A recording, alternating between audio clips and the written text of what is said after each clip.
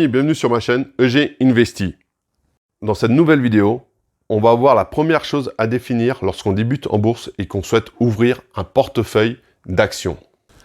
La première chose à définir lorsqu'on débute est de savoir quelle somme d'argent on peut se permettre de perdre. Alors oui, je sais, c'est étrange de commencer un raisonnement par éventuellement une perte, mais c'est ainsi qu'il faut démarrer. Savoir quel risque on peut prendre dans son investissement. Il faut donc définir un pourcentage qu'on peut se permettre de perdre. La bourse est un actif risqué. En effet, il n'est pas rare et on n'est pas à l'abri d'une décote d'une action de plus de 20% en un seul jour. Une erreur de management, un changement de directeur général, une loi, un procès, peu importe. Cela arrive souvent. La bourse est un actif volatile. Cela signifie qu'il bouge. La bourse est donc une classe d'actifs qui est risquée. Et quand un actif est risqué, il faut donc définir le risque maximum qu'on peut se permettre de perdre.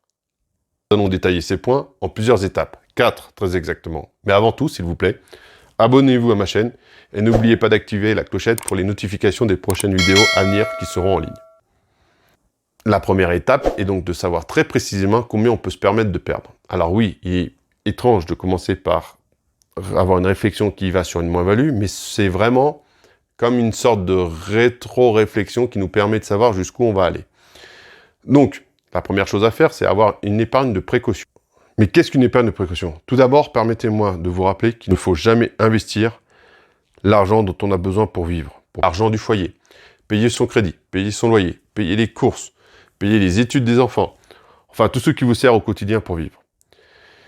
Nous allons donc créer une épargne de précaution.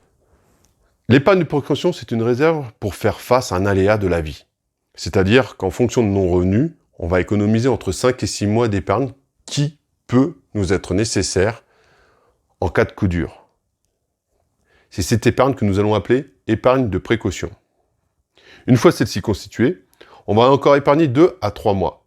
Ça sera notre épargne d'investissement, notre capital d'investissement. Ça sera le terme que j'utiliserai plus loin. 6 mois plus 3 mois, 9 mois. Une petite année, grosso modo. Qu'est-ce qu'on va faire pendant ce laps de temps? Eh bien, on va faire un investissement sur soi-même. On va se former, on va lire, on va apprendre, on va lire des livres sur le sujet, regarder des tutoriels, commencer à apprendre les bases, savoir qu'est-ce qu'est un support, qu'est-ce qu'est une résistance, qu'est-ce qu'est un stop loss, les bases du trading. Donc vous voyez, cela ne se fait pas en un seul jour.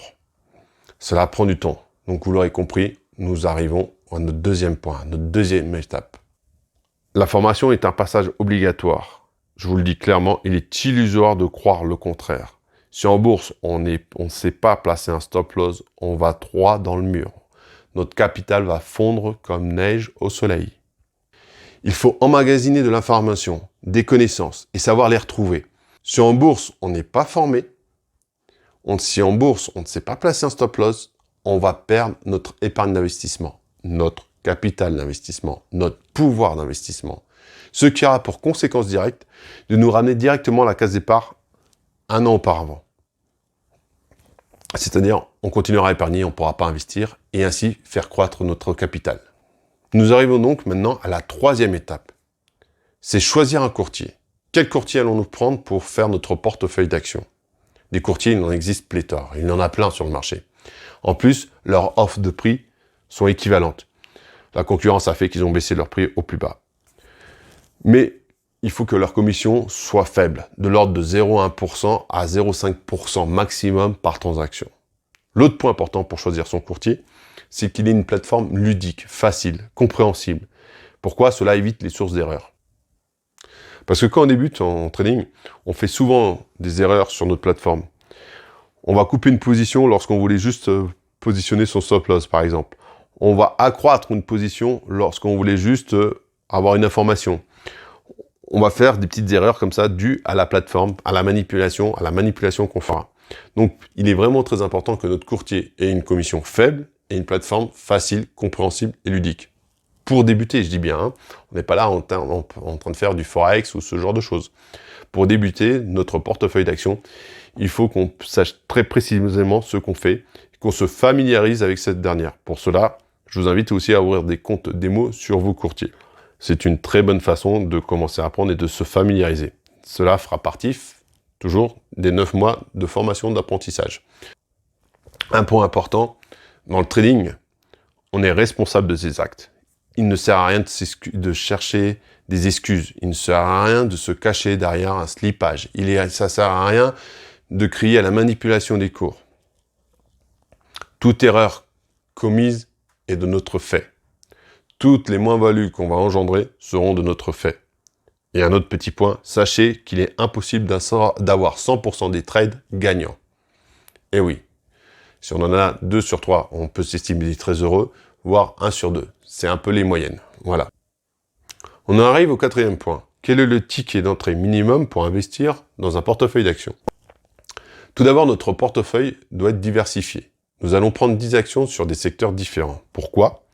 Pour lisser le risque. Donc, à un prix d'achat moyen de 200 €, on en arrive à cette difficile opération qui est 200 x 10, 2000 €. Bravo! Voici notre ticket minimum d'entrée pour créer un portefeuille d'actions. Fait plus tôt, dans la vidéo, je vous avais dit, il faut épargner 2 à 3 mois de salaire pour investir en bourse. Donc, quel est le pourcentage exact de cette épargne qui se transforme en capital d'investissement qu'on peut consacrer à notre portefeuille boursier? Pour ce faire, il y a 2 écoles. La première rappelle que plus on est jeune, plus on peut prendre de risques. D'ailleurs, vous trouverez ci-dessous, je vous mettrai le lien de ma vidéo parlant du premier investissement où tout cela est expliqué. Donc, en fonction de notre âge, on peut plus ou moins investir en bourse.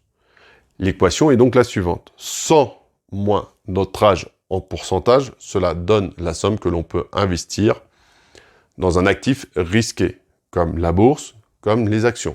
Je prends un exemple. Une personne qui a 30 ans, 100 moins 30, ça fait 70.